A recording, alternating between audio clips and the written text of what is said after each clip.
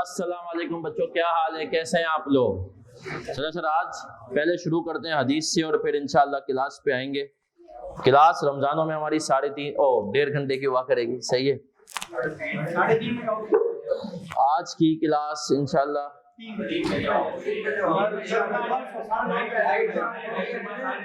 खामोशी।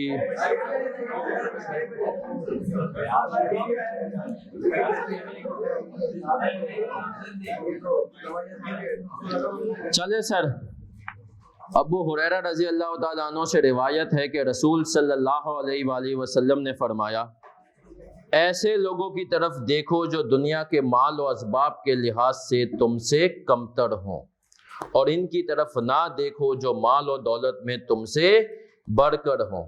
इस तरह ज्यादा लायक है कि फिर तुम अल्लाह की नेमतों की नाकदरी ना करो जो इसकी तरफ से तुम पर हुई हैं। सर मतलब हमें अल्लाह का हर हाल में शुक्र अदा करना चाहिए।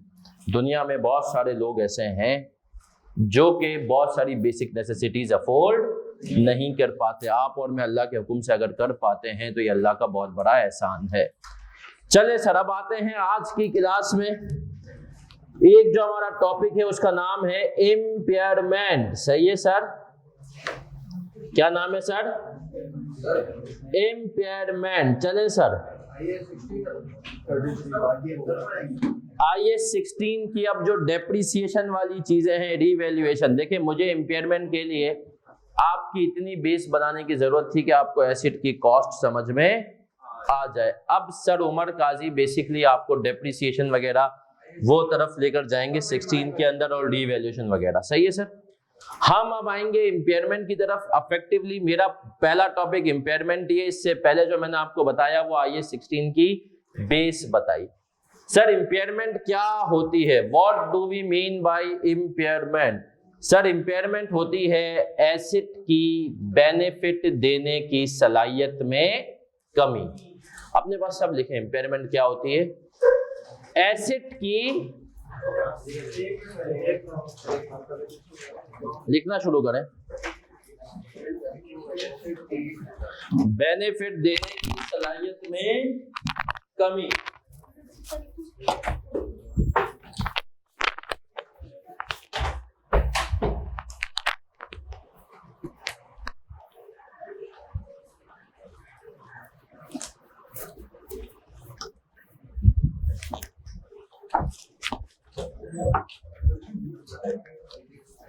चले सर,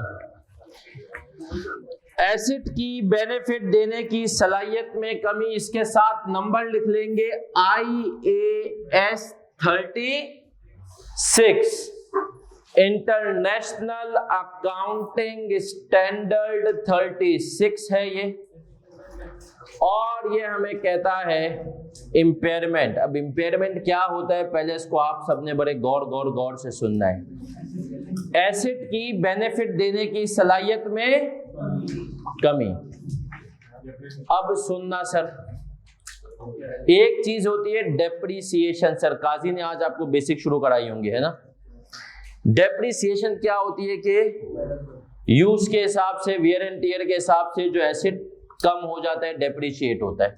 इम्पेयरमेंट वो चीज नहीं। अब सुनना, आपके पास इस वक्त कोई भी आपका एसेट है, फॉर एग्जांपल आपके पास आपका कैलकुलेटर है, ये आपको बेनिफिट कितने आपने लिया इसलिए तो कि आपको कोई फायदा पहुंचा ना। कितने तरीकों से फायदा दे सकता है कैलकुलेटर?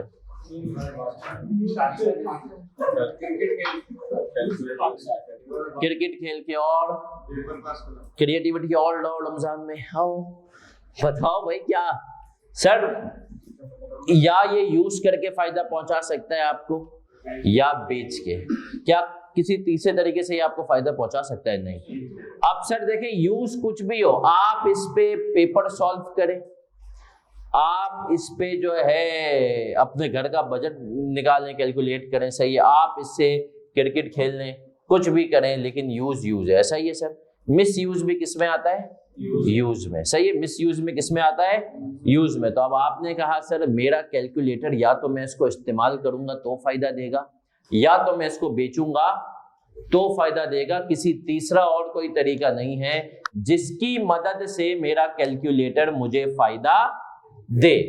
तो सर जब कोई तीसरा तरीका नहीं है तो स्टैंडर्ड भी यही कहता है। स्टैंडर्ड कहता है आपका कैलकुलेटर अगर आपके पास इस वक्त 2000 का है, आपने कितने का लिया, सपोज करें 2000 का, बोला ये आपकी सपोज करें कैरिंग अमाउंट है। कैरिंग अमाउंट क्या होती है, बुक वैल्यू। आपका कैलकुलेटर अगर 2000 का है आपके पास, अब आप इसको मार्केट में बेचने जाए, आपने कहा फेयर वैल्यू कितनी आएगी, सपोज करें दुकान वाला बोल रहा है 1600 दे दूंगा, कितने दे दूंगा। अब आपने कहा इसको मैं इस्तेमाल करके कितने के बेनिफिट ले सकता हूं, उसको हम कहते हैं वैल्यू इन, ये निकालना सीखेंगे कि इस्तेमाल करके कितने बेनिफिट लेते हो।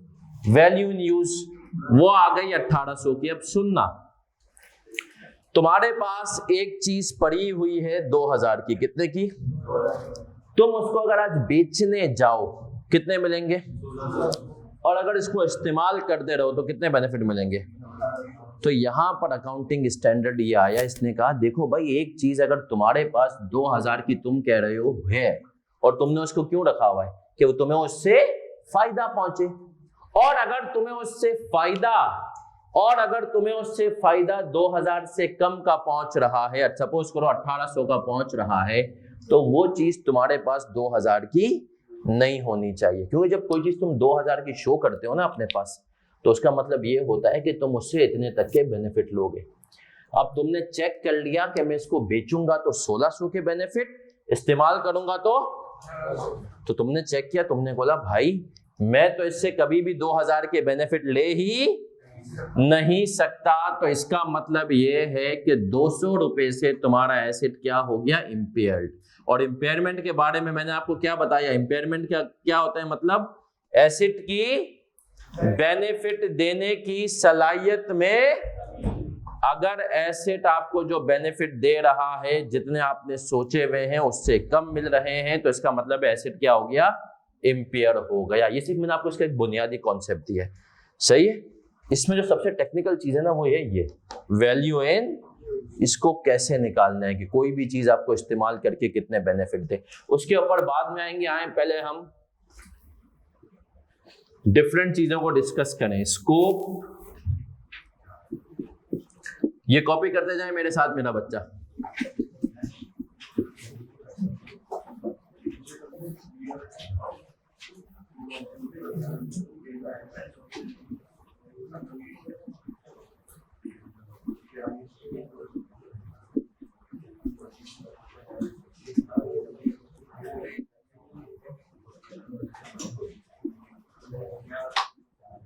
सर कुल मिला के हम इसके ऊपर कितनी चीजें पढ़ेंगे, 4। सर इसका टेस्टिंग लेवल क्या है,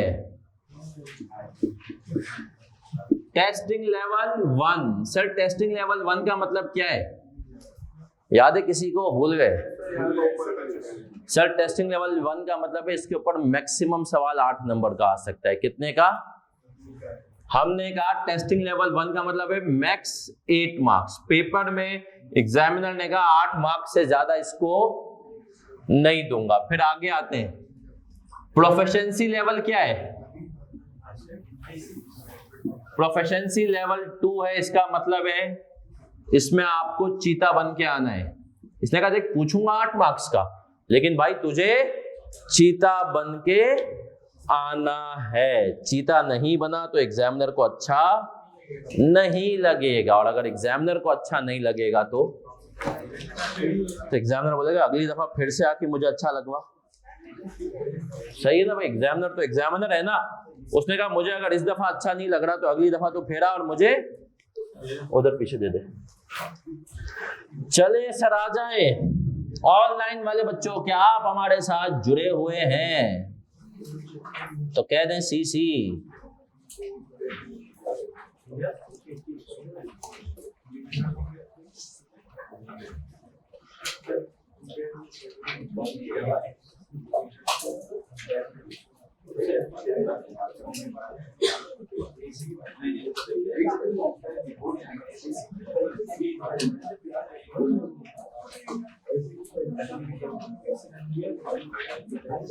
पॉइंट 3 है इंडिकेटर्स ऑफ इम्पेयरमेंट।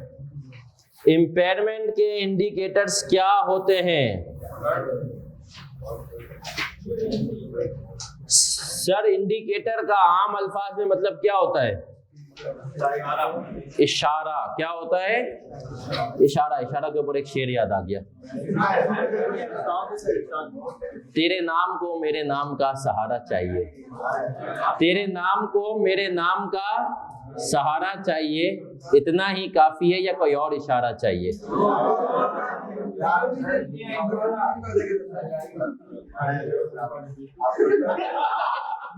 चले सर बढ़े आगे। हैंड आउट मिल गया सबको। रमजान के साथ सब एडजस्ट हो गए माशाल्लाह।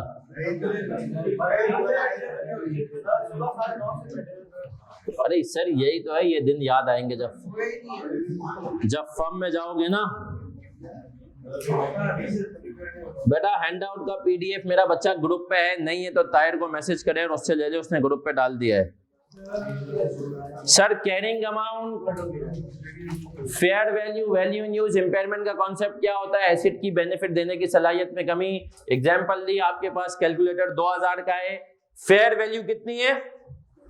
1600। मार्केट में बेचने जाओगे 1600 का बिकेगा, इस्तेमाल करोगे 1800 के बेनिफिट है। तो स्टैंडर्ड ने कहा भाई ये एसिड तुम्हारे पास 2000 का कर क्या रहा है? सही है जी।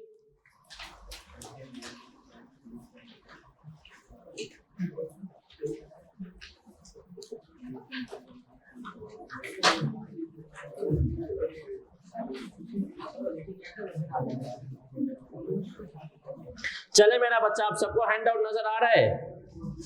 क्या आपकी आंखों के सामने हैंड आउट पहुंच चुका है? चले सर, अगर हैंड आउट आपकी आंखों के सामने पहुंच चुका है तो एक चीज है जिसका नाम है स्कोप। नजर आ रही है आपको? वो स्कोप लिखा हुआ सबको नजर आया?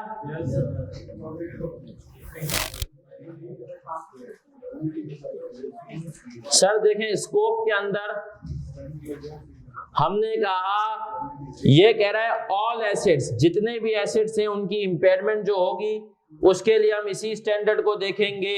सही है, एक्सेप्ट, सिवाय सर कुछ चीजों को इसने स्कोप से निकाल दिया। एक्सेप्ट का इसने कहा देखो इन चीजों के लिए तुम इस स्टैंडर्ड की तरफ नहीं आना। देखिए सर, एक होता है नॉर्मल चीज, एक होती है नॉर्मल चीज और एक होती है एबनॉर्मल चीज। अब नॉर्मल और एबनॉर्मल को सुनना समझना है आप सबने।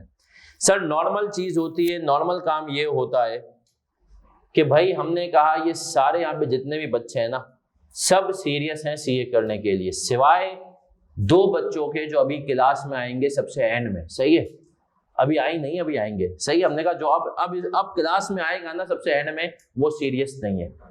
तो जब इसने कहा तमाम एसिड्स के ऊपर इंपेयरमेंट अप्लाई होगा, जहां जहां पूरी अकाउंटिंग में इंपेयरमेंट की बात आएगी हमारी निगाहें किसकी तरफ जाएंगी? इसकी तरफ। लेकिन इसने कहा ये कुछ चीजें हैं जो अकाउंटिंग में आएंगी तो हमारी निगाहें इसकी तरफ।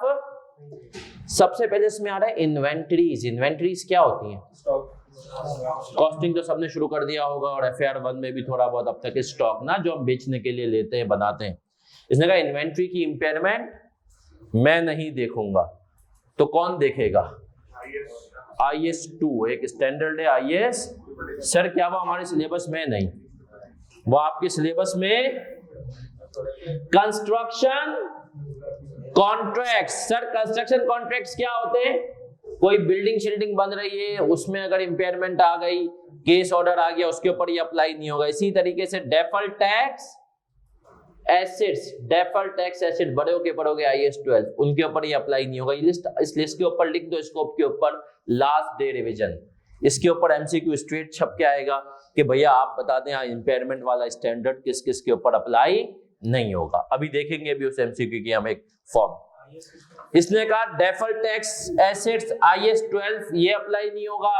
एम्प्लॉय बेनिफिट्स ये एक और स्टैंडर्ड है। तुम लोग इंशाल्लाह आगे जाके चीजें पढ़ोगे, जब आप रिटायर्ड होते हो तो कंपनी कुछ बेनिफिट देती है, ग्रेच्युटी वगैरह, उसके बारे में डील करता है। Financial asset IFRS 9। Investment property लिखा हुआ नजर आ रहा है? इसके आगे लिख दो investment property fair value model IS 40। इसके आगे लिख दो इन्वेस्टमेंट प्रॉपर्टी कौन सा मॉडल? Fair value model.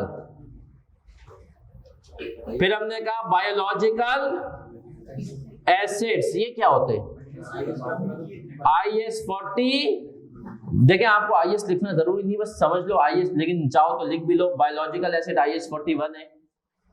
आगे जाके FR2 में इंशाल्लाह अकाउंटिंग पढ़ोगे, अगर भैंस ने बच्चा दिया, आपका डेयरी फार्म है और भैंस ने बच्चा दे दिया, अब आप उसकी क्या एंट्री बनाओगे? अकाउंटिंग ने हमें ये भी सिखाया है। आपके दरख्त है, उन पे जो है फ्रूट आ गया, अब उस फ्रूट के आने की, तुम्हारा दरख्त था, तुमने सिर्फ दरख्त लगाया था, अब उस पे आम आए जा रहे हैं, उस आम के आने की क्या एंट्री बनाओगे? ये भी हमें बताएगा कौन? IS 41। इसके ऊपर भी अप्लाई नहीं होगा।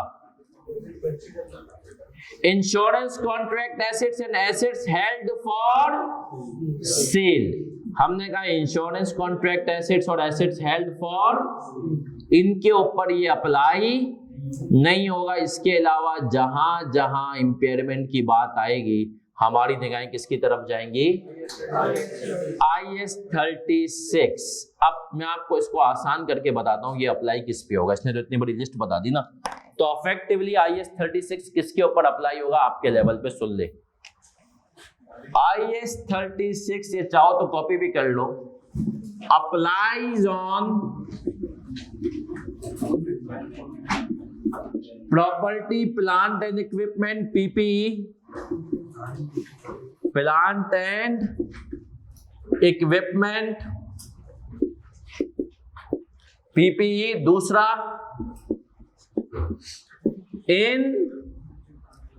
इंटेंजिबल्स, और तीसरा हमने कहा investment property cost model. Investment property cost model. Sir investment property में भी कॉस्ट फेयर वैल्यू दोनों होता है? बिल्कुल होता है सर। ये हम कब पढ़ेंगे? हम इंशाल्लाह इसके बाद अगला टॉपिक इन्वेस्टमेंट प्रॉपर्टी है।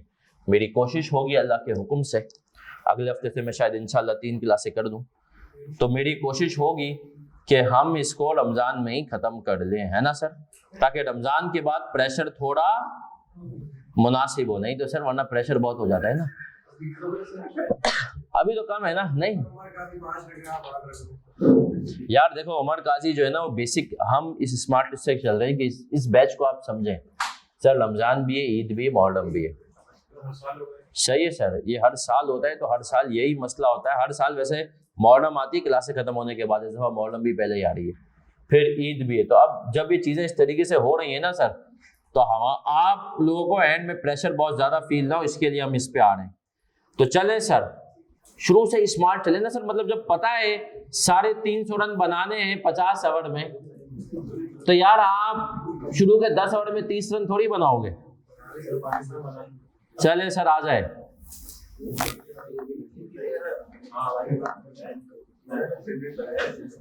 चले सर आ जाए, तो ये जल्दी से आए और पेज नंबर 10 पे आ जाए, हैंड आउट के पेज नंबर 10 पे सब।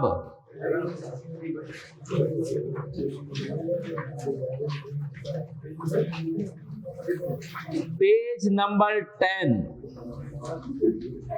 Page number 10, MCQ number 9। इस किस्म का MCQ मेरा बच्चा यहां से आ सकता है। IS 36 apply to which of the following asset, इनमें से किस पे अप्लाई होगा? हमने कहा delta, property plant and equipment and intangible assets, property plant and equipment and intangible asset. क्या हम क्लियर है सर? इस किस्म का एक MCQ आपके पेपर में आ सकता है। अब हमने कहा स्टैंडर्ड, हमें आप बताएं इंपेयरमेंट कब होगी?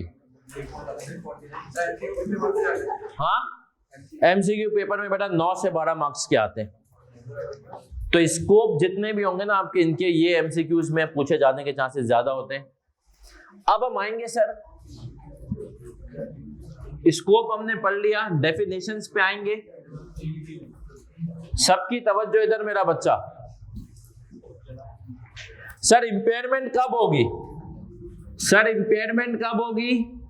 हमने कहा सर इंपेयरमेंट होगी जब, खामोशी, जब carrying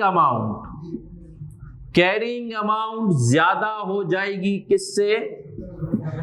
recoverable amount, recoverable amount. अब हमने कहा सर कैरिंग अमाउंट तो हमें पता है ना कैरिंग अमाउंट क्या होती है?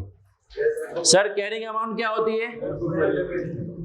कॉस्ट माइनस एक्यूमुलेटेड डेप्रिसिएशन, जिसको हम अलाउंस फॉर डेप्रिसिएशन भी आप कहते हैं आम अल्फाज में, है ना सर? ये हो गई कैरिंग अमाउंट।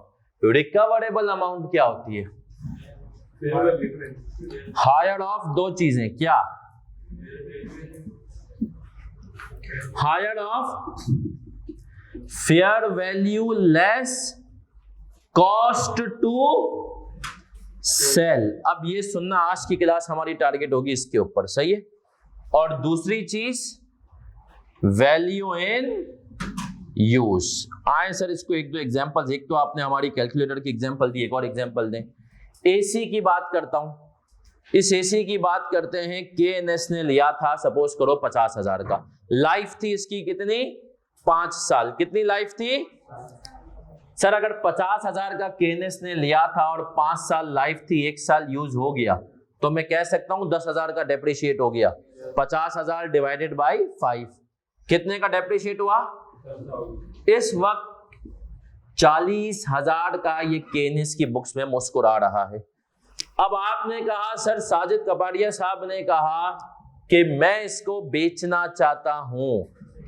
उन्होंने कहा यार मैं बेचना चाहता हूं, तो इसको बेचने के लिए मुझे जाना पड़ेगा सदर की इलेक्ट्रॉनिक्स मार्केट। सदर की इलेक्ट्रॉनिक्स मार्केट वो एसी को लेकर गए, वहां पर इसकी कीमत लगी 30,000। कितनी? और उन्होंने रक्शे में भेजा था अपने बंदे को, रक्शे का किराया हो गया सपोज करो 500। कितना? तो हमने कहा सर एसी जो है, सुनना, फेयर वैल्यू कितनी है? लेकिन इस फेयर वैल्यू को वसूलने के लिए, रिसीव करने के लिए आपको कितने का खर्चा आ जाएगा? तो साजिद साहब अगर इसको बेचते हैं तो उनके पास नेट कैश कितना आएगा? 29,500। 40,000 का अभी इनकी बुक्स में पड़ा हुआ है। लेकिन साजिद साहब ने कहा अगर मैं इसको बेचना चाहूं, सदर लेके जाना पड़ेगा। तो सदर में गए, बिका 30 का, मतलब इसकी वैल्यू लगी 30 की, और लक्ष्य का खर्चा कितना आ रहा है? 500। तो हमने कहा 29,500। अगर इसको बेचते हैं तो ये कितने का फायदा दे रहा है? फिर आप लोगों ने पढ़ लिया था इम्पेयरमेंट, अभी सीख जाओगे, कोई मुश्किल नहीं है। आप लोगों ने इम्पेयरमेंट पढ़ा था, साजिद साहब ने कहा बेटा तुम लोग इसकी जो है ना मुझे वैल्यू इन यूज निकाल के बता दो। आपने कैलकुलेट की और आपने सर साजिद को कहा कि सर इसकी वैल्यू इन यूज आ रही है 35,000। कितनी आ रही है? अब सुनना, साजिद साहब सोच रहे कि यार मेरी बुक्स में ये एसेट 40,000 का आ रहा है। कितने का आ रहा है? और ये मुझे बेनिफिट कितने के दे सकते हैं? अगर बेचूं तो 29,000, और अगर इस्तेमाल करूं तो मुझे बताएं साजिद साहब के लिए ज्यादा फायदेमंद क्या है? बेच दें, इस्तेमाल करें? लेकिन साजिद साहब ने कहा अगर मैं इस्तेमाल भी करूं तो ये मुझे बेनिफिट कितने के देगा? 35। मेरी बुक्स में क्या कर रहे हैं? 40,000 रुपए। इसका मतलब ये है ये जो मेरी बुक्स में जिस वैल्यू पे आ रहा है उतने तक के मुझे बेनिफिट, कितने के कम बेनिफिट देगा? 5,000। उस 5,000 को हम कहते हैं इम्पेयरमेंट। आम अल्फाज में एसेट की बेनिफिट देने की सलाहियत में कमी। इम्पेयरमेंट कैलकुलेट कैसे होती है? इम्पेयरमेंट होती कब है ये मैं बता रहा हूं, व्हेन। इम्पेयरमेंट होती कब है? व्हेन, जब कैरिंग अमाउंट ज्यादा हो जाए। किससे? रिकवरेबल अमाउंट से। रिकवरेबल अमाउंट क्या होता है? Fair value of less cost to sell और वैल्यू इन यूज में से जो हायर हो। और इम्पेयरमेंट का अमाउंट कैसे निकालते हैं हम? इम्पेयरमेंट का हम निकालते हैं इम्पेयरमेंट का amount, carrying amount minus recoverable amount. Carrying amount minus recoverable amount. अब इस केस में अगर आप मुझे बताएं कैरिंग अमाउंट 40,000 था, रिकवरेबल अमाउंट कितना था? हायर क्या आया? 35,000। तो 5,000 से क्या हो गया सर साजिद का एसेट? इम्पेयर्ड। बेनिफिट देने की सलाहियत में कितने से कमी आ गई? बेटा 30,000 मार्केट में बिकेंगे, 500 हमने का रिक्शे की कॉस्ट आएगी। ये कॉपी करना है, कॉपी करें, ये दो फॉर्मूले बेशक फिक्र ना करें। इम्पेयरमेंट होती कब है? Carrying amount is greater than, और रिकवरेबल अमाउंट क्या होता है? Higher of fair value less cost to sell और वैल्यू इन यूज। और हमने कहा इम्पेयरमेंट क्या होती है? Carrying amount minus recoverable amount हम ऐसे कंप्यूट कर लेते हैं, इसका कॉपी कर लेंगे फिर आगे बढ़ेंगे।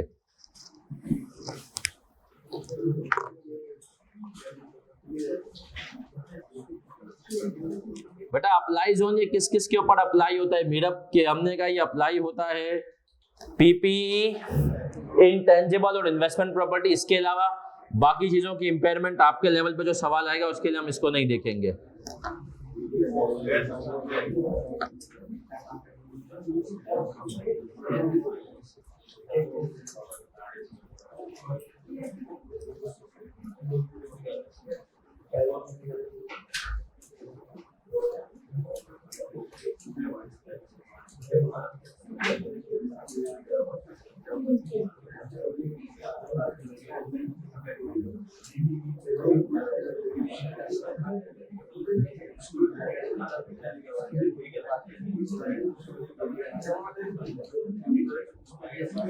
चलें सर बढ़े आगे।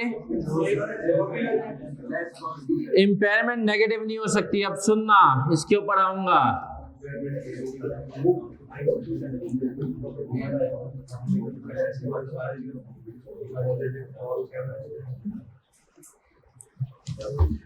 नौजवानों सिर्फ एक कॉन्सेप्ट बना रहा हूं सर। सपोज करें ये दो चीजें तो कॉपी करनी है चंदा जल्दी। अमाउंट कॉपी नहीं करना, मैंने कहा ना अभी अमाउंट कॉपी चले कर ली सर, कोई मसला नहीं। लेकिन ये कॉन्सेप्ट अभी दे रहे हैं, अमाउंट तो आप खुद चीते हो जाएंगे। सर मुझे बताएं, अगर हमने सर साजिद ने कहा कि यार बेचने जा रहा हूँ 29,500 का एसेट जाएगा, आपको कहा बेटा वैल्यू इन यूज निकाल लो। आपने वैल्यू इन यूज निकाली, सर को कहा सर 45,000 के आप इससे फायदे ले सकते हैं अगर आप इसको इस्तेमाल करें। तो अब मुझे बताएं क्या इंपेयरमेंट हुई हमारी? क्योंकि सर कैरिंग अमाउंट अब हमारी कितनी है? 40,000। कितनी है? जबकि रिकवरेबल अमाउंट अब कितनी हो गई? तो हमने कहा इस केस में तो इंपेयरमेंट ही, तो इंपेयरमेंट सर किसी ने नेगेटिव हो सकती है? नहीं सर, इंपेयरमेंट नेगेटिव नहीं हो सकती। क्या मैं क्लियर हूं? सही है सर, इंपेयरमेंट नेगेटिव नहीं हो सकती। सही है सर। तो हमने कहा इंपेयरमेंट या तो इंपेयरमेंट होगी या तो इंपेयरमेंट नहीं होगी। ये नहीं होगा कि आपने उल्टा एसिड की वैल्यू बढ़ा के रख दी। एसिड कितने पे रहेगा? 40,000 पे। साजिद साहब को कहेंगे आपके पास बुक्स में एसिड 40,000 पे, बेनिफिट कितने के दे सकता है? 45। ठीक है, तो आप बुक्स में एसिड को 40 पे ही रखें। सही है सर। सर आगे बढ़े। एक कॉन्सेप्ट होता है अकाउंटिंग में, प्रूडेंस कॉन्सेप्ट पढ़ा है आपने? प्रूडेंस कॉन्सेप्ट आप पढ़ेंगे आगे जाके कहीं ना कहीं। मैं आपको एक आइडिया दे देता हूं। प्रूडेंस कॉन्सेप्ट कहता है गिलास आधा खाली है। क्या कहता है? क्या मतलब सर? प्रूडेंस कॉन्सेप्ट कहता है बिजनेस को बुरी पिक्चर पहले दिखा दो, अच्छी पिक्चर बोलता है वो कोई एक्सपेंस है आपका होने वाले, उसको अभी रिकॉर्ड कर लो, लेकिन कोई इनकम है उसको रिकॉर्ड करने में देर करो। सही है सर, उसको रिकॉर्ड करने में देर करो। इसको हम क्या कहते हैं अकाउंटिंग के अंदर? प्रूडेंस। एक बात याद रखना, अकाउंटेंट के बारे में मशहूर है कि अकाउंटेंट है ना फितरतन फट्टू हो जाते हैं। कौन हो जाते हैं? रिस्क लेते हुए डरते हैं। अकाउंटेंट रिस्क लेते हुए डरते हैं। क्यों सर? क्योंकि अकाउंटेंट्स को बहुत समय, आपको ये, अब तो खैर दुनिया काफी चेंज हो रही है। आपको पता है दुनिया भर में एक वो था कि सबसे कम बिजनेसेस में अकाउंटेंट्स आते थे। सबसे ज्यादा जो है ना बिजनेस में मार्केटिंग और सेल्स के लोग आते थे, और अभी भी काफी हद तक ऐसा है। इसके पीछे वजह क्या है? अकाउंटेंट ना हर चीज में सिखाया जाता है prudence concept, cost cost cost. Marketing accountant जो होता है ना उसकी सोच होती है 100 रुपए की चीज थी और बेच रहा हूं मैं 60 रुपए मेरी कॉस्ट है, तो अकाउंटेंट कहता है मुझे अगर अपने प्रॉफिट को 40 रुपए अभी आ रहा है, 100 माइनस 60, इसको 45 करना है, तो बोलते हैं अकाउंटेंट का दिमाग सोचता है कि 60 की कॉस्ट को कर दो 55 की। मार्केटिंग वाला ये नहीं कहता। वो बोलता है प्रोडक्ट को इतना मशहूर कर दो, इतना वायबल कर दो कि तुम सेलिंग प्राइस बढ़ा दो। सही है सर। तो प्रूडेंस कॉन्सेप्ट एक कॉन्सेप्ट होता है अकाउंटिंग में, जिसमें हम कहते हैं एक्सपेंस और लायबिलिटी को रिकॉर्ड करने में जल्दी करो, एसेट और इनकम को रिकॉर्ड करने में देर करो। इसके पीछे भी एक तरह से यही कॉन्सेप्ट है। सुनिएगा, आपने पहले कहा कि सर 40,000 का एसेट था, वैल्यू इन यूज 35 की थी, ये हमें कह रहा था 5,000 से इंपेयरमेंट कर दो और एसेट को कितने पे ले आओ, 35 पे ले आओ, है ना। लेकिन जब वैल्यू इन यूज 45 की हुई तो ये हमें 45 करने नहीं दे रहा, कह रहा है 40 पे ही रखो। इसके पीछे कॉन्सेप्ट क्या है, प्रूडेंस।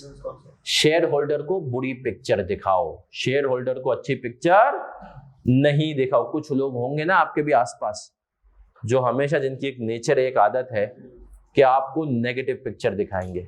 पॉजिटिव बात, अबे सीए तो बहुत मुश्किल है, वो देखो मेरी पप्पो का बेटा इतने टाइम से लगा हुआ है, अभी तक लगा हुआ है, सही है, और इसका हो ही नहीं रहा।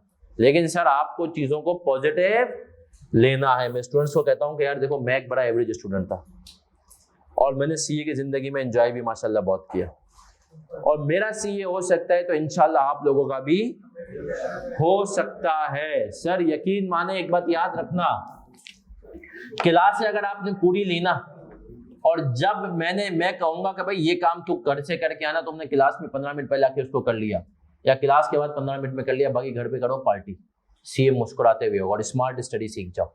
बच्चा स्मार्ट स्टडी सीखता नहीं है, सीए में स्ट्रगल करता है। आए सर अब आगे बढ़ते, अब आगे बढ़ते, और हमने कहा पेज नंबर 2 पे आएंगे सब मेरा प्यारा बच्चा,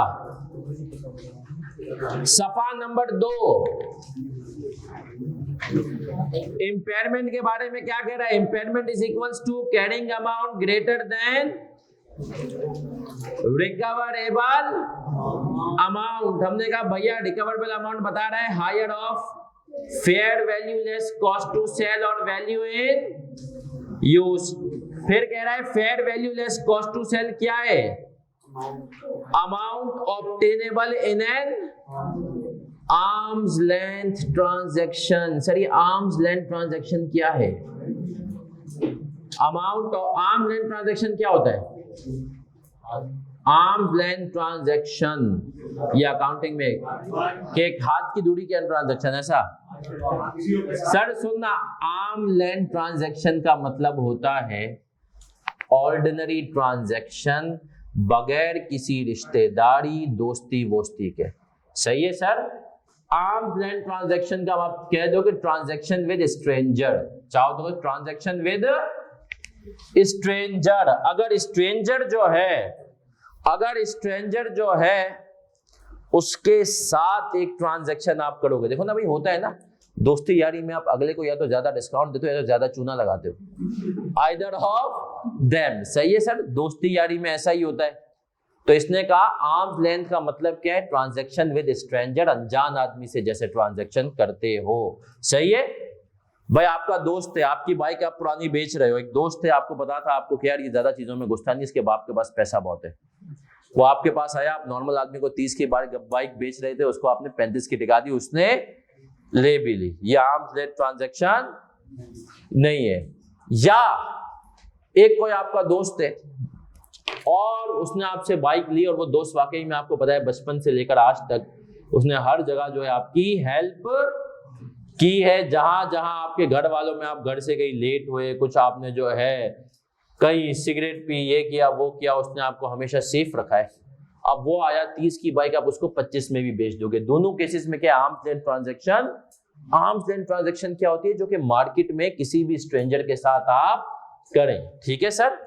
तो हमने कहा ये कह रहा है फेयर वैल्यू होती है क्या, जो आती है आर्म्स लेंथ ट्रांजैक्शन में लेस कॉस्ट ऑफ डिस्पोजल। अब इसने कहा फेयर वैल्यू में ना दो चीजों को देखना है। क्या कह रहा है, बाइंडिंग सेल एग्रीमेंट और market price in an active market. सबको फेयर वैल्यू वाला डब्बा नजर आ रहा है? yes, sir. सही है सर। तो अब सुनना नौजवानों इधर सुन लेना।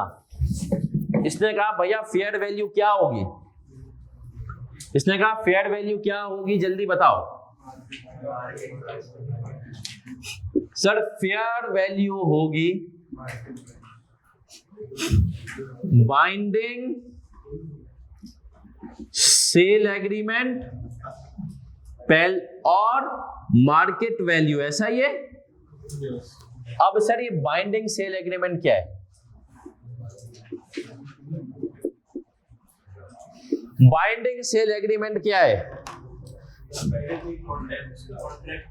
कॉन्ट्रैक्ट किया हुआ। सुनना भाई, तुम्हारा एक दोस्त है और वो अपनी बाइक को बहुत ज्यादा मेंटेन करके रखता है, सही है। काफी लोग होते हैं जिनको अपनी बाइक से, गाड़ियों से इश्क होता है, सही है। तो अब आपका एक दोस्त है, वो अपनी बाइक को बड़ा मेंटेन करके रखता है। उसने अभी लिए नई सुजुकी 150 ली, सपोज करें, और आपको पता था कि यार ये अमीर बाप की औलाद है, अभी फिर 2 साल में इसका अब्बा इसको दूसरी बाइक भी दिला देगा कोई, सही है। वो YBR पे जाए, किस पे भी जाए, सही है, 200 पे जाए। अब आपने कहा कि यार चल आज मुझसे एक तो एग्रीमेंट कर ले। आपको पता था अपनी बाइक को बड़ा संभाल के रखते हैं। आपने कहा तू मुझसे आज एग्रीमेंट कर ले। तूने अभी बाइक ली, सपोज करो सुजुकी 150 2.5 लाख की। तू ये बाइक 2 साल बाद मुझे बेच देगा 1,30,000 की। कितने की? बोला आज ही तू इस मुझसे एग्रीमेंट कर ले कि 2 साल बाद सीधा तू मेरे पास आएगा और ये बाइक मुझे कितने में बेच देगा? 1,30,000 के। अब आपके दोस्त को इस ट्रांजैक्शन में फायदा क्या है? उसको फायदा ये है कि यार पता नहीं इस बाइक में कुछ मसला हो जाए, क्या हो, कुछ भी हो, मेरी इससे आज एक चीज तय हो गई है कि 2 साल बाद मैं इसको 1,30 की बेचूंगा। आपको क्या चीज है? आपने कहा कि यार ये बाइक हो सकता है कि मैं 2 साल बाद 1,70 की मिले मुझे इसी कंडीशन में, जब इसे 2 साल बाद, तो बोला यार मैं 1,30 में मुझे मिल जाएगी। इसको कहते हैं बाइंडिंग सेल। इसने कहा अगर इस किस्म का कोई एग्रीमेंट है ना, तो ये बाइंडिंग सेल एग्रीमेंट है, आपके लिए फेयर वैल्यू हो जाएगी बाइंडिंग सेल एग्रीमेंट की वैल्यू। सर ये बातें तो आपने कहानी में दोस्तों की बता दी, प्रैक्टिकली ऐसा होता है? बिल्कुल होता है। प्रैक्टिकल एग्जांपल सुने। हमारी कौमी एयरलाइन PIA के बहुत एक डिपार्टमेंट है जो नजर लगता है दुनिया भर में किसने नया जहाज लिया। हम तो नया नहीं ले सकते ना भाई, महंगा है। हम देखते हैं कि यार किसने नया जहाज लिया, फिर हम देखते हैं यार अच्छा एमिरेट्स ने लिया है या अपना कतर एयरवेज ने लिया। हम ज्यादातर इन्हीं को देखते हैं, सही है। सऊदी एयरलाइन ने लिया है। हम इन्होंने नया जहाज लिया, हम मिठाई का डब्बा लेके जाते हैं, बहुत बहुत मुबारक हो आपने नया जहाज लिया। मतलब आप यकीनन आपकी एक अच्छी पॉलिसी है, सब कुछ है। आप इस जहाज को 5 साल बाद अपने फ्लीट से हटा दोगे। जब 5 साल बाद हटाना तो हमें दे देना। आओ ये वादा करते हैं, आओ वादा करते हैं 5 साल बाद जब तुम इस जहाज को निकालोगे तो हमें बेचोगे। अब एमिरेट्स से सपोज करें आपने वादा कर लिया, ये एग्जांपल लिखें अपने पास, PIA एमिरेट्स वगैरह। मेरा बच्चा ये पेपर में आपको एंड में टॉपिक्स की रिवीजन में। अब सर ये जो एमिरेट्स है उसके लिए अपने जहाज की फेयर वैल्यू क्या होगी? जितने पे उसने PIA को बेचने का वादा कर लिया है, क्योंकि एग्रीमेंट कर लिया है। अब वो बेचेगा तो किसको बेचेगा? PIA को बेचेगा। यहां तक एग्रीमेंट होता है कि अगर तुम इसको 4थे साल में बेचोगे तो हम तुमसे इस प्राइस में खरीदेंगे। सपोज करो 4थे साल में बेच रहे हो तो हम तुमसे $50 मिलियन में खरीदेंगे। 3रे साल में बेच रहे हो तो हम तुमसे 60 मिलियन में। ये पूरा एग्रीमेंट होता है। तो अब जब एमिरेट्स अपनी इंपेयरमेंट टेस्टिंग करेगा तो वो फेयर वैल्यू के लिए मार्केट वैल्यू को देखेगा? नहीं, वो किसको देखेगा? बाइंडिंग। लेकिन सर ये बहुत रेयर होता है। यस, ये बहुत रेयर होता है, ज्यादातर ये काम। तो फिर हम किसको देखते हैं? मार्केट वैल्यू के। भाई एमिरेट्स ने एग्रीमेंट कोई नहीं किया। एमिरेट्स अपने जहाज की इंपेयरमेंट टेस्टिंग कर रहा है। उसने कहा कोरोना वायरस आ गया, फ्लाइटें तो चल नहीं रही हैं। जब फ्लाइटें चल नहीं रही हैं तो जहाज से मैंने जितना सोचा था फायदा लूंगा उतना नहीं ले सकूंगा, है ना जी। तो अब जब फ्लाइटें नहीं चल रही, उसको लग रहा है कि मेरा एसेट इंपेयर होगा, वो हम देखेंगे आगे जाके इंडिकेटर्स। तो अब वो अगर उसकी फेयर वैल्यू निकालेगा तो क्या होगी? Market value. अगर उसका बाइंडिंग सेल एग्रीमेंट, अगर बाइंडिंग सेल एग्रीमेंट होगा तो पहले इसको देखना है, वरना तो आप चाहें तो यहां पे लिख दें फर्स्ट प्रायोरिटी इफ गिवन। अगर गिवन है तो पहले इसको देखना है।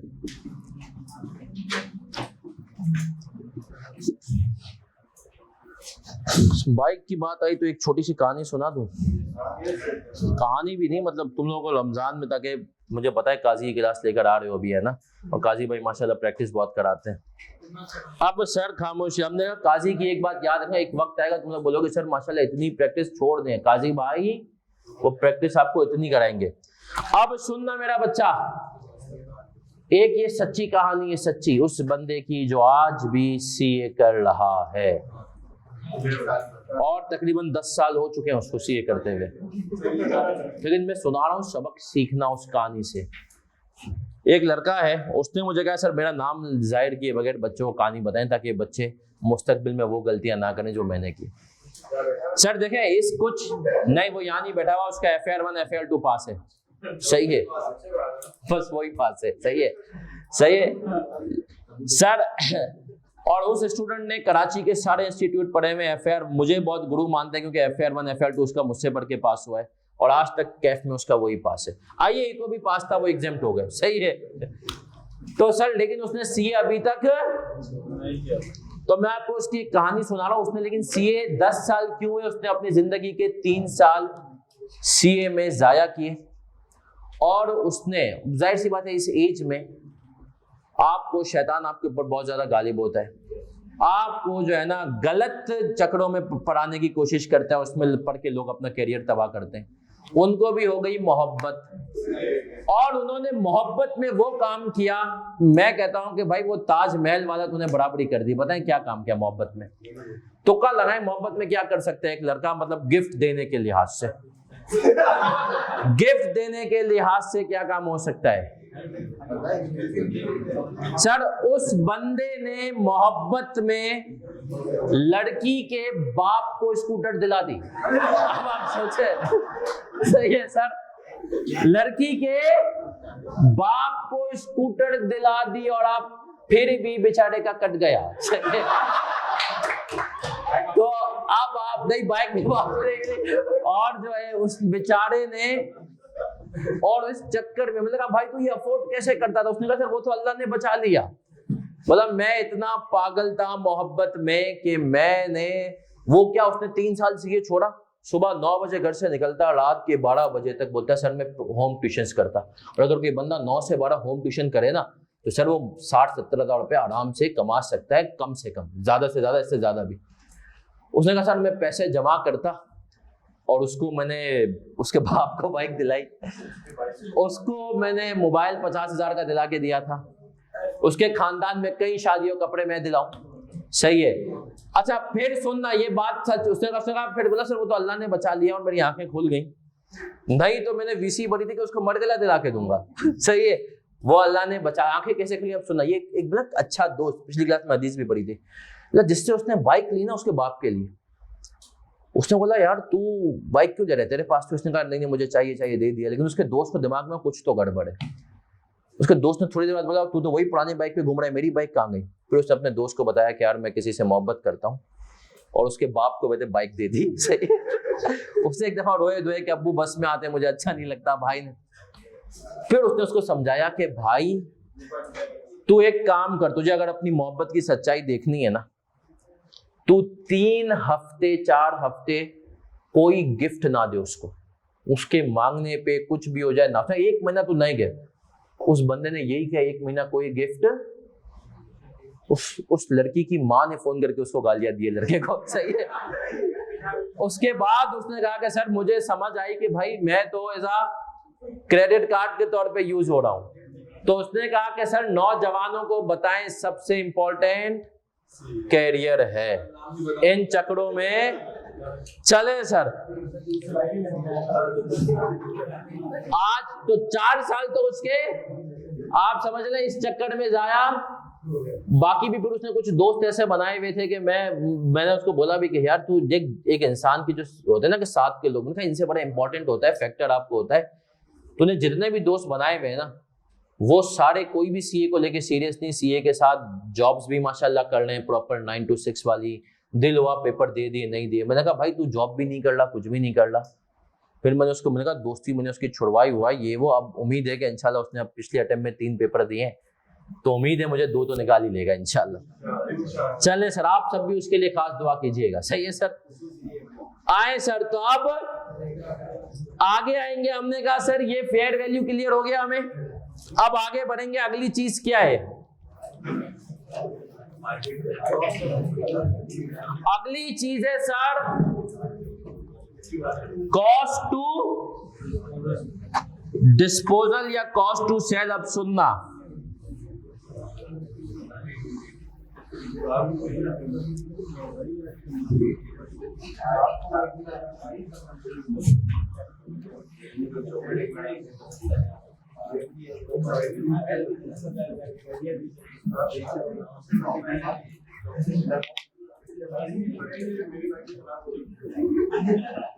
कॉस्ट टू सेल या डिस्पोजल।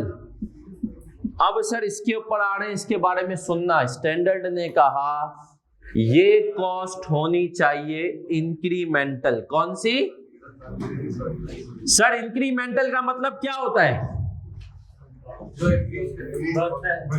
इजाफी, एडिशनल, है ना सर? इसका आम अल्फाज में मतलब क्या है? इजाफी या एडिशनल। सर अब सुनना, ये बहुत इंपॉर्टेंट कॉन्सेप्ट मैं आपको दे रहा हूं। इसने कहा देखो भाई, जब भी कोई आप अपना एसेट बेचते हो ना, तो उसके लिए आपको कुछ कॉस्ट भी इनकर करनी पड़ सकती है। अब ये बात सुनना सर, गवर्नमेंट में जैसे है ना, ऑर्गेनाइजेशंस के अंदर एक उसूल होता है। गवर्नमेंट ऑर्गेनाइजेशन अपनी कोई भी चीज बेचती है ना या खरीदती है, उसको अखबार में टेंडर देना है, उसको अखबार में इश्तिहार देना है। और गवर्नमेंट के अलावा भी बहुत सारी ऑर्गेनाइजेशन जब अपने बड़े बड़े कोई एसेट्स बेचती हैं जो कि मिलियंस के होते हैं ना, तो वो अखबार में इश्तिहार देते हैं। तो हमने कहा सर एडवर्टाइजिंग कॉस्ट, ऐसा ही है, ये एडिशनल कॉस्ट है। एडिशनल का मतलब क्या है? बेच रहे हो तभी इनकर होगी, अगर नहीं बेचोगे तो इनकर भी एडवर्टाइजिंग कॉस्ट। मानते हो सर? दूसरी कॉस्ट सेल्स एग्रीमेंट प्रिपरेशन। बाज मर्तबा जब आप बड़ा एसेट कोई बेचते हो अपना पुरानी हालत में, एमिरेट्स पीआईए को बेचता है तो पूरा एग्रीमेंट बनाता है, बोलता है भाई देखो हमने इसको 5 साल यूज किया, ये सब है, अब ये एसेट तुम्हारे पास चला, जहाज तुम्हारा चलते चलते, हमने तो चलाया, हमारे पास तो चल रहा था, तुमने आगे इसको टेस्ट वेस्ट करना है, करो, तुम्हारे पास चलते चलते गिर जाए, कुछ भी हो जाए, क्रैश हो जाए, हम जिम्मेदार। प्रॉपर अपने आप को कवर करता है सेल्स एग्रीमेंट। अब आ जाए इफ एडिशनल। अब सुनना सर, एग्जामिनर तो शरारती है ना, आईकेप का कोई ए लेवल्स का मासूम एग्जामिनर तो है नहीं ना, ये इंटरवेंटर का, तो वो क्या करता है सर? आईकेप कहता है, इसके कॉन्सेप्ट सुनो। बहुत सारी कंपनीज जो है ना, कंपनी के साथ अक्सर लीगल मसाइल होते हैं, और उन लीगल मसाइल में ये होता है कि आपको लॉयर के पास बार बार आना जाना लगा रहता है कि भाई तुम ये भी कर दो। कंपनी कहती है यार बार बार इसके पास जाएं आए, मसला भी, और उसके साथ हर दफा फीस की झंझट करें। कंपनी लॉयर को ले लेती है रिटेनरशिप पे। किस पे ले लेती है? बोलती है भाई तू हमसे महीने के 10,000 रुपए ले ले। अब जैसे मेरी सीए फर्म है, 1-2 क्लाइंट ने हमें कहा कि आप हमसे महीने के, सर हम चीजें अपनी खुद करेंगे, आप हमसे महीने के 5,000 रुपए लें, 10,000 रुपए लें। हमारे अकाउंटेंट को कोई भी मसला होगा ना, वो आपसे फोन करके पूछ लेगा। इसी तरीके से कंपनियां भी लॉयर को कहती है कि भाई 50,000 रुपए रखो, अब हमारे कोई भी केस आया तो तुम उसको डील करना, नहीं आया तो कोई मसला नहीं, ये 50,000 रुपए तो हम तुम्हें हर महीने देंगे। इसको क्या कहते हैं? रिटेनरशिप। अब सवाल आता है, सुनना, उसने कहा कंपनी के पास लॉयर था रिटेनरशिप पे, उसको हर महीने 50,000 रुपए, इस महीने कोई और काम था नहीं, और कंपनी ने उसको 50 ही देने थे, चाहे काम ज्यादा हो चाहे काम कम हो। कंपनी ने उससे सेल्स एग्रीमेंट भी बनवा लिया एसेट बेचने का। अब मुझे बताओ, वो जो सेल्स एग्रीमेंट बनवाया है, क्या उसकी कॉस्ट जो है एडिशनल इंक्रीमेंटल कॉस्ट है? नहीं। क्यों नहीं है सर? क्योंकि उसको पैसे देने ही वो कंपनी के लिए इंक्रीमेंटल नहीं है। लेकिन अगर कोई लॉयर कंपनी के पास नहीं होता और कंपनी को किसी बंदे को सिर्फ सेल्स एग्रीमेंट को बनाने के लिए किसी लॉयर को हायर करना पड़ता, तो वो क्या हो जाती? Incremental cost. क्या हम क्लियर है? इंक्रीमेंटल का मतलब क्या? कंपनी ऑलरेडी वो कॉस्ट इनकर नहीं कर रही हो, कंपनी ऑलरेडी वो कॉस्ट इनकर।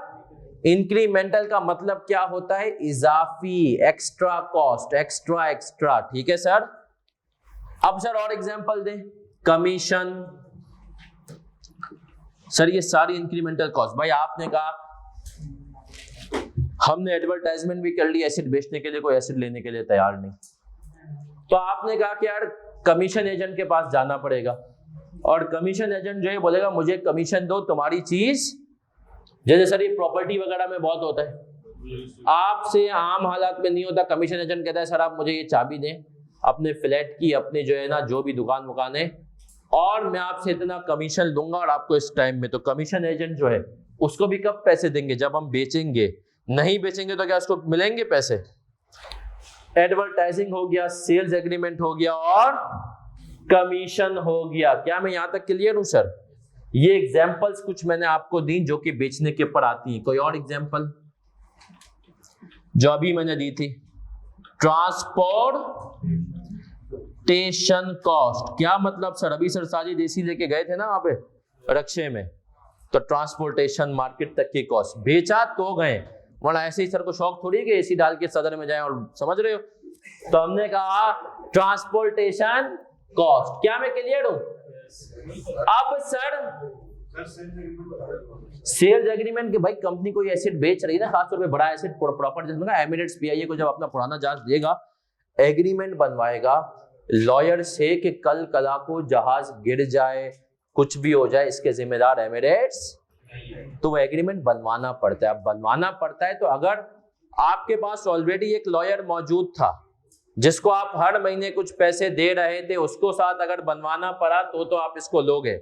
लेकिन अगर ऑलरेडी लॉयर मौजूद नहीं है तो फिर हमने कहा सेल्स एग्रीमेंट की कॉस्ट जो है वो कॉस्ट का हिस्सा बनेगी। लेकिन अगर लॉयर मौजूद है आपके पास तो सेल्स एग्रीमेंट की कॉस्ट का हिस्सा नहीं बनेगी। सर ये हमने कुछ एग्जांपल्स किया। अब मैं आपसे एक मासूमाना सवाल करता हूं, ठीक है सर? कमीशन ये होता है कि भाई एसेट मुझसे नहीं बिक रहा, एक बंदे ने कहा मैं बिकवा देता हूं, मेरे लिंक्स है।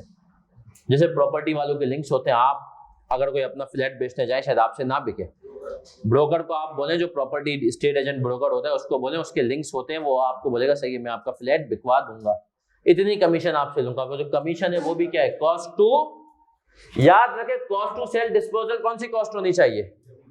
इंक्रीमेंटल, इजाफी। मतलब अगर एसेट बिका तो ये कॉस्ट आएगी, नहीं बिका तो ये कॉस्ट भी। अब मेरा आपसे एक मासूमाना सवाल है, सबने सोच समझ के जवाब देना है। इसका ताल्लुक अब पिछली क्लास से एक आ रहा है हल्का सा।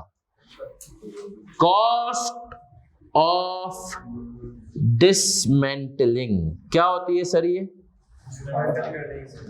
एसिड को डिसमेंटल करना हमने पढ़ा था ना पिछली क्लास में। एसिड की कॉस्ट में डालते हैं, फिर हर साल इसके ऊपर इंटरेस्ट अनवाइंड करते हैं, पिछली क्लास में। सर ये जो कॉस्ट ऑफ डिसमेंटलिंग है, सवाल आया सर रिपेयर कॉस्ट एडिशनल है? हाँ, अगर रिपेयर करना जरूरी हुआ बेचने के लिए तो बिल्कुल एडिशनल होगी। ठीक है मेरा बच्चा, अगर रिपेयर करना जरूरी हुआ तो होगी। अब सुनना नौजवानों,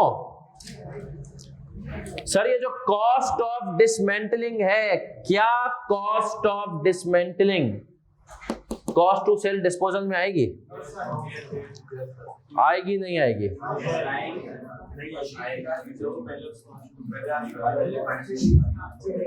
ऑनलाइन वाले बच्चों आप बताएं, कॉस्ट टू सेल डिस्पोजल में आएगी ही? हाँ जी। नहीं सर, वो ऑलरेडी एसेट की कॉस्ट में हम डाल चुके होते हैं, तो वो इंक्रीमेंटल कॉस्ट नहीं है, वो इंक्रीमेंटल कॉस्ट नहीं है। क्या हम क्लियर हैं sir? Cost to sell dismantling cost asset की कॉस्ट में नहीं आएगी क्योंकि वो इंक्रीमेंटल कॉस्ट नहीं है।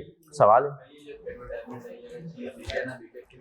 बस देखो ना, हमने यूजुअली हम बेचते इसलिए एडवर्टाइजमेंट देना जरूरी होती है, उसके बगैर बेच नहीं सकते। अब वो आपका नसीब नहीं बिक रही तो क्या करें? हाँ, लेकिन ट्रांसपोर्टेशन कॉस्ट इंक्रीमेंटल नहीं है ना भाई, वो इंक्रीमेंटल है ना। वजह क्या है सर? साजिद साहब ने कहा देखो एसी को सुनना, उसके कैरिज आउटवर्ड जगह तक बेचना है ना। एक तो होता है कि एसी चलते चलते खराब हो जाए।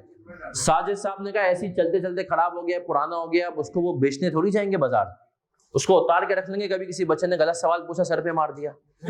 लेकिन हमने कहा कि सर उसको बेचने नहीं जाएंगे, बेचने जाएंगे तो क्या होगा? ट्रांसपोर्टेशन।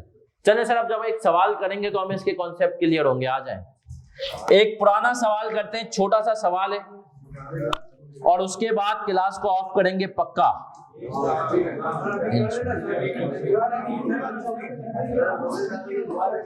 बेटा रोजेदार अभी माशाल्लाह पूरा महीना लगेंगे, आगे भी दुआएं दीजिएगा मुझे, आ जाए सब आएगा, ये ड्रामेबाजी में नहीं सर कुछ समझ में, सब आएगा समझ में, बेटा आ जा। पेज नंबर 6 पे आ जाओ, 7 नंबर का सवाल है और इसकी अटेम्प्ट थी मार्च 2007। मार्च 2007 जब आप लोगों ने नया नया स्कूल जाना शुरू किया होगा, है ना सर, 1-2 साल थे तब आईकेएफ देखो ये सवाल पूछ रहा था। आए रिक्वायरमेंट क्या पूछ रहा है? Compute impairment if any on each asset. Sir question number 4 में कह रहा है as part of annual routine PQR and companies testing the value of its asset to ascertain the impairment if any following information is available in respect of the assets। assets में आ रहा है WDV, ये क्या चीज है? Return down value. पिछली class में बताया था ना कि ये बुक वैल्यू का वर्ड और कैरिंग अमाउंट WDV यूज करता है। Value in use given DVA, एक DVA फोर्स्ड सेल्स वैल्यू और एक गिवन है फेयर वैल्यू। याद रखना आईकेएफ के साथ एक बहुत बड़ा मसला है। सर क्या? सर आईकेएफ कभी कभार इजाफी चीजें पेपर में देता है ताकि आप कंफ्यूज हो, है ना सर? तो आपको कंफ्यूज करने के लिए वो इजाफी चीजें देगा, तो क्या उन इजाफी चीजों को आपको कंसीडर करना है? यहाँ पर इजाफी चीज क्या है? सर ये होती क्या, आप सुनना, इसका कॉन्सेप्ट क्या होता है? फोर्स्ड सेल्स वैल्यू, जबरदस्ती की सेल्स। एक नया स्नेचर बना, उसने कहा लोगों से यार चीजें लेते हुए मुझे जो है ना नॉर्मल हालात में मतलब छीनते हुए अच्छा नहीं लगता। वो आपके पास आ रहा है, गन पॉइंट रखी, उसने कहा मोबाइल दे, आपने मोबाइल दिया। बोला यार देख मैं ना स्नेचर हूँ लेकिन रमजान भी चल रहा है थोड़ा सा, बोला एक काम ये कर, तेरा मोबाइल ये 20,000 का है, मैं तुझे 2,000 रुपये जो मैं ना खरीदूंगा तुझसे, और अगर तूने 2,000 में मुझे नहीं दिया ना तो ये मोबाइल मैं तुझसे नहीं लूंगा लेकिन तुझे मार दूंगा। अब तू बता भाई कि मुझे 2,000 में दे रहा है, तो आपने कहा हाँ, तो वो फोर्थ सेल्स वैल्यू क्या है? सर ये तो मजाक की बात थी, लेकिन इसी का कॉन्सेप्ट सुनेगा। फोर्स्ड सेल्स वैल्यू होती है इमरजेंसी में कोई चीज आपको बेचनी पड़े।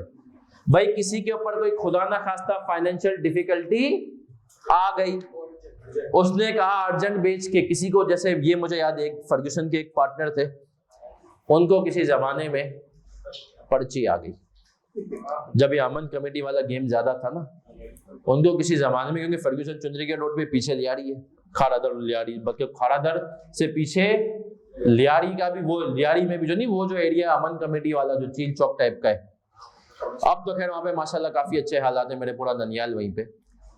तो सपोज करो उसको वाकई में पर्ची आई उस बंदे को कि भैया ये डिमांड है, और मेरे ख्याल में उसको कोई पर्ची आई थी 40-50 लाख की, ये पूरी कर और नहीं तो टाटा बाय बाय। फर्ग्यूसन ने कहा देखो यार अभी मामला, फर्ग्यूसन ने कहा हम फर्ग्यूसन है, हमको पता है सिंध गवर्नमेंट से हम बात करके पर्ची साइड भी करवा देंगे, पर इसमें टाइम लग सकता है, और इस चक्कर में जो हमारा पार्टनर है खुदा ना खास्ता वो जा भी सकता है, सही है, उसको मार भी सकते हैं कुछ रहता है। उन्होंने पार्टनर को बोला भाई आप जो है ना फिलहाल सर फौरन से पाकिस्तान से बाहर जाएं और आप जो है ना कहीं दुबई शुबई में जाके स्टे करें फैमिली के साथ, आपका यहाँ पर जब तक हम इस मामले को 2-3 हफ्ते में रिजॉल्व करते हैं। उस बंदे को बेचा, तो अब उस बंदे ने जाते जाते बोला यार मेरी गाड़ी भी मैं बेच देता हूँ, सही है। उसने जो है गाड़ी जिसकी सपोज करें नॉर्मल वैल्यू थी 30 लाख, लेकिन उसको 1 दिन में बेचनी थी, तो उसने कहा आज बेच के जानी है। अब हो सकता है 30 लाख की वैल्यू आने में थोड़ा टाइम लगे, उसने कहा यार आज के दिन में उसको मैक्सिमम वैल्यू है 29 लाख, उसने 29 लाख वाले से सौदा डन किया। अभी 29 लाख क्या है? Forced sales value. क्या हमने कहा? मार्केट वैल्यू से कम, मार्केट वैल्यू से यूजुअली ये कम होती है और ये इमरजेंसी की वैल्यू होती है, ठीक है सर। चले सर अब आगे बढ़ेंगे। तो इसने हमें फोर्थ सेल्स वैल्यू दी, इससे हमें कुछ करना है या इग्नोर करना है? Ignore. Every asset is sold through public tender which cost around 50 assets A and C are required to be dismantled at the time of sales and cost of dismantling is rupees 100,000 and 200,000 respectively. फिर इसने कहा sales agreement of the assets are prepared by company's legal adviser whose annual fees 3,65,000। Company का legal adviser है और company उसको 3,65,000 देती है। सही है। एनुअल फीस का मतलब क्या है? हम उसको देते ही हैं। It takes about 4 days to draft a sale। इसने कहा जब हम उसको 3,65,000 तो देते ही हैं, डिफरेंट काम करवाते हैं। इस महीने हमने उससे सेल्स एग्रीमेंट भी बनाया इस साल, और 4 दिन लगेंगे सेल्स एग्रीमेंट बनाने में। तो क्या होगा? कंसीडर करूंगा इसको? No sir, consider. कह रहा है कंप्यूट इंपेयरमेंट इफ एनी। अब सर सुनना, हमारे बच्चे के साथ एक बहुत बड़ा मसला ये होता है, उसको समझ में नहीं आता, उसके बाद जज्बात तो हैं, उसको ये समझ में नहीं आता कि उन जज्बात को इजहार कैसे करूं, है ना सर? सवाल उसको आता है, उसको शुरू करने नहीं आता। उसने कहा सर सवाल तो मुझे बहुत अच्छे से आ रहा है, लेकिन मुझे सवाल शुरू करने नहीं आ रहा। तो हमने कहा कोई मसला नहीं, हम आपको सिखाएंगे, मैं आपको बताऊंगा यार सवालों में किस तरीके से शुरू करना है। सही है सर? जब भी इंपेयरमेंट का सवाल है आपके दिमाग में 3 वैल्यूज। कितनी values? Carrying amount, WDV book value जिसको हम कहते हैं वो, fair value less cost to sell, और वैल्यू इन। अब याद रखना यूजुअली इन 3 में से 2 वैल्यूज सामने गिवन होंगी, एक के अंदर शरारत। अब जिसके अंदर शरारत है वो शरारत है, जो सामने गिवन है वो आपने पहले उनको करके पासिंग मार्क्स। एक और चीज याद रखना, सीए के अंदर परफेक्ट आंसर नहीं होता है। आपको जो बेस्ट हो सक रहा है वो आपके लिए परफेक्ट है। ये दिमाग में याद निकाल देना कि शायद कि तुम हर पेपर में, हर सवाल में पूरे नंबर ले सकोगे। जो चीजें इजी हैं, इजी मार्क्स लेना सीखना है हमें। सही है सर? आए, अब आए सर, हम इस पे आते हैं और अब हम इसका एक फॉर्मेट बनाएंगे, फिर इसको हम सॉल्व करेंगे मेरा बच्चा। सर जब भी सीए में सवाल की बात आई, हम क्या करेंगे? इधर देख लो नौजवानों, इधर देखना है।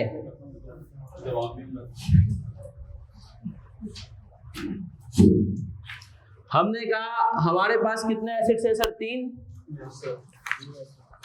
3 एसेट्स हैं, और इन 3 एसेट्स की कौन कौन सी वैल्यूज हमें वाज़ेह अल्फाज में गिवन है।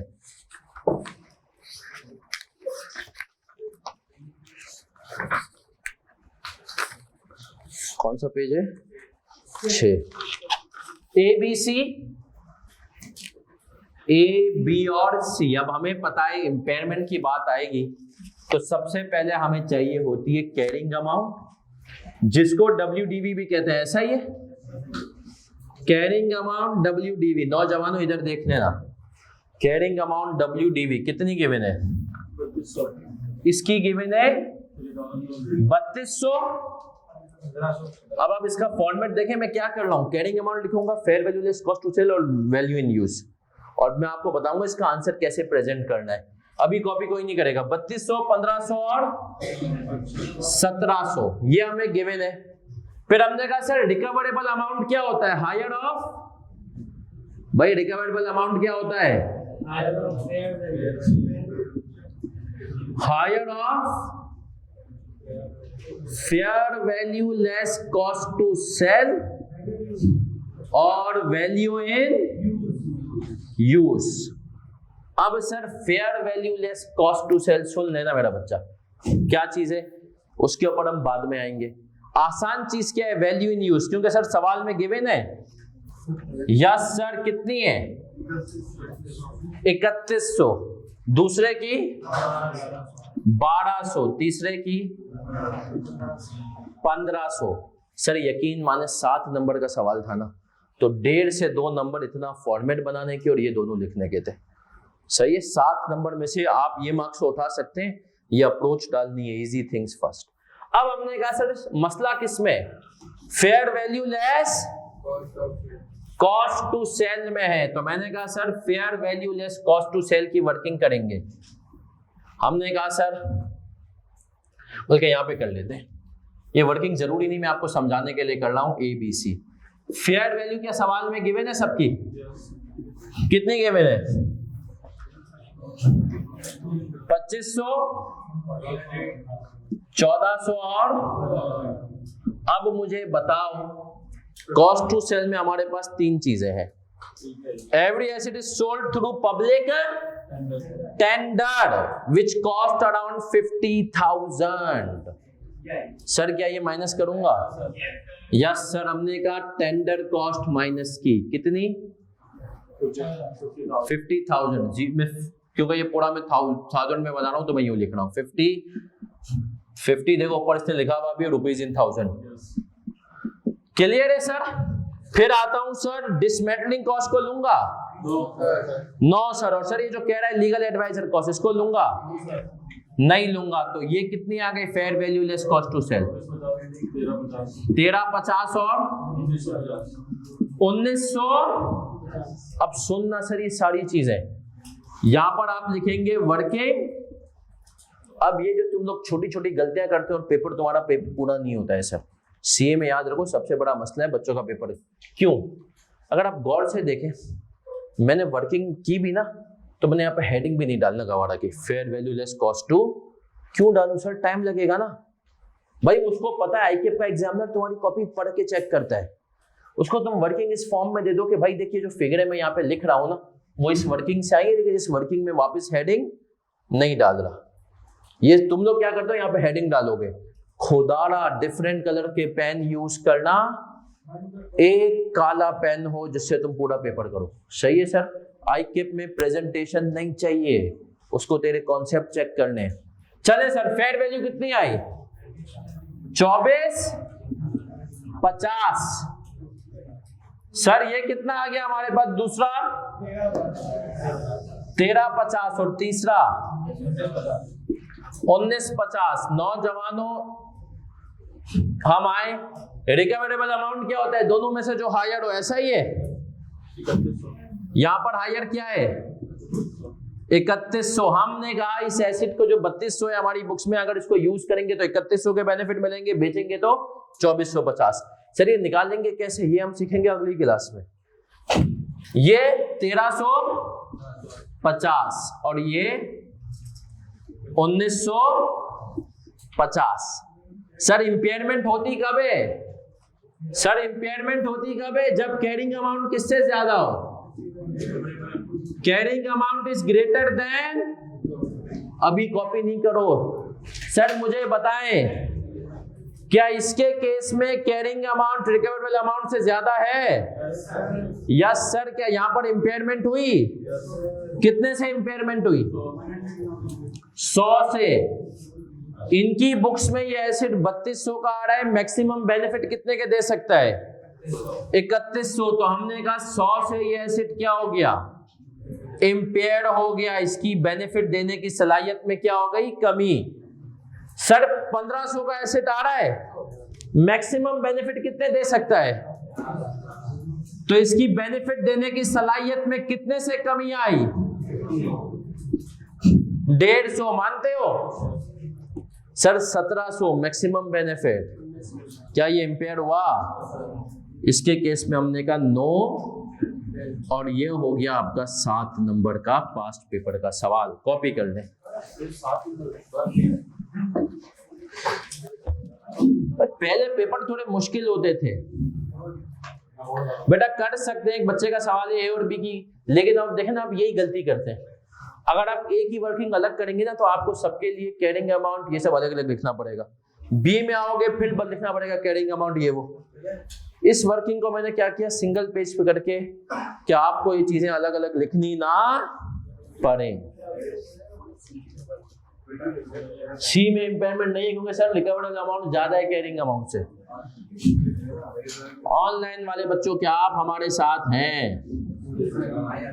बेटा टेंडर कॉस्ट इंक्रीमेंटल है हुसैन। ऑनलाइन वाले बच्चों कभी कोई मैं एक वो है कि आप लोग एक तो अपने सवाल Q&A में नहीं चैट में डालें। दूसरी चीज ये है कि जब मैं बोर्ड की तरफ हूं तो आप अपने सवालात ना लिखें, जब मैं लैपटॉप के पास आऊं तो आप आ जाएं, ठीक है। सर वर्किंग वाला पोर्शन नेसेसरी है नहीं, अगर आप चाहें तो वर्किंग आप डायरेक्टली यूं शो कर सकते हैं कि आपने यहीं पे 2500 माइनस 50 कर दिया। देखिए कुछ चीजें मुझे समझानी होंगी तो मैं बोर्ड पे बड़े वाज़े तौर पे लिखूंगा, आप इन वर्किंग्स को अगर मिनिमाइज कर सकते हैं अपने पास किसी तरीके से, आप डायरेक्ट यहाँ पे लिख दे। मैं शायद पेपर में हूं तो मैं डायरेक्ट लिखूं 1400 माइनस 50, तो मैं ये भी कर सकता हूं।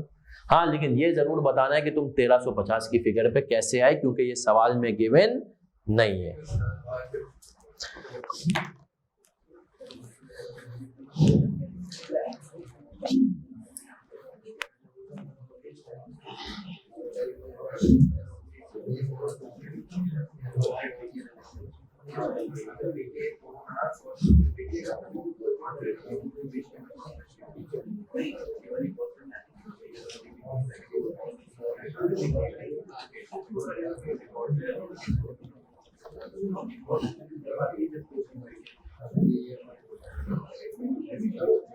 जब बेचेंगे या बेचने की नीयत, मतलब हमें चेक करना होगा कि बेचेंगे तो कितने एक बिकेगा।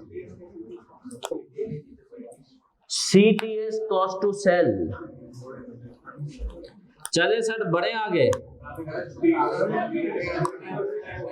फरीन बेटा ये अगली क्लास में बात करेंगे इसके ऊपर डिस्ट्रीब्यूशन। अच्छा सर जल्दी से आप लोग उसको कॉपी करें, मैं आज की क्लास को रिवाइज कराता हूँ, क्योंकि घर पे जाके आपको सोना भी तो है असर से पहले, है ना, फिर असर की नमाज जमात से, फिर उसके बाद कुरान, है ना। बेटा अभी मौका मिलेगा ना एसी वेसी में जाके, जब सब सोओगे तुम लोग। चले सर आ जाए। आज की क्लास में हमने सर क्या पढ़ा, हमने पढ़ा इम्पेयरमेंट कहता है एसिड की बेनिफिट देने की सलाहियत में कमी। किसी भी एसिड से आप दो ही तरीके से बेनिफिट ले सकते हैं, या तो इस्तेमाल करेंगे या तो बेचेंगे। इस्तेमाल करेंगे बेनिफिट उसको हम कहते हैं वैल्यू इन यूज, बेचने को fair value less cost to. फिर हमने पढ़ा सर जहां जहां एसिड्स की इम्पेयरमेंट की बात आएगी आइए सप्लाई होगा, लेकिन इसकी एक एक्सेप्शन है, इन्वेंट्री पे नहीं होगा, investment property, fair value model पे नहीं होगा, एम्प्लॉय बेनिफिट्स। तो हमने कहा सिंपल अल्फाज में 3 पे ये अप्लाई होगा आपके लेवल पे। कौन कौन सा? PPE property plant and equipment पे इम्पेयरमेंट होगी, हम यहाँ पर देखेंगे। इनटेंजिबल और तीसरी चीज कौन सी है? पीपीई, इंटेंजिबल और investment property at cost model. अब कॉस्ट मॉडल क्या है वो हम देखेंगे, इन 3 पे अप्लाई होगा। फिर हमने कहा सर इम्पेयरमेंट कब होती है? जब कैरिंग अमाउंट ज्यादा हो रिकवरेबल अमाउंट से। रिकवरेबल अमाउंट क्या होता है? Higher of fair value less cost to sell और वैल्यू इन। फिर हमने सर फेयर वैल्यू की डेफिनेशन पढ़ी। What do we mean by fair value? Market value, लेकिन उससे पहले बाइंडिंग सेल एग्रीमेंट को कंसीडर करना है। बाइंडिंग सेल एग्रीमेंट क्या होता है? क्या होता है? क्या अगर हमारा पहले से तय हो किसी के साथ बेचना, जैसे एमिरेट्स और पीआईए की एग्जांपल, और हमने कहा कि सर बाइंडिंग सेल एग्रीमेंट है उसको देखना है, नहीं तो फेयर वैल्यू को कॉस्ट टू सेल में कौन सी कॉस्ट आती है? Incremental cost. वो कॉस्ट जो इजाफी ना हो, बेचेंगे तो भी आएगी, नहीं बेचेंगे तो भी आएगी, उसको कंसीडर। जैसे डिसमेंटलिंग कॉस्ट हो गई, जैसे हमने कहा लॉयर की फीस वगैरह। फिर हमने सवाल किया, इसमें हमने कहा फोर्थ सेल्स वैल्यू को इग्नोर करना है। अगली क्लास के शुरू में करके मुझे याद दिलाना, हमें लर्निंग आउटकम लिखना है इस सवाल का। हम मिलेंगे इंशाल्लाह सैटरडे को, ठीक है।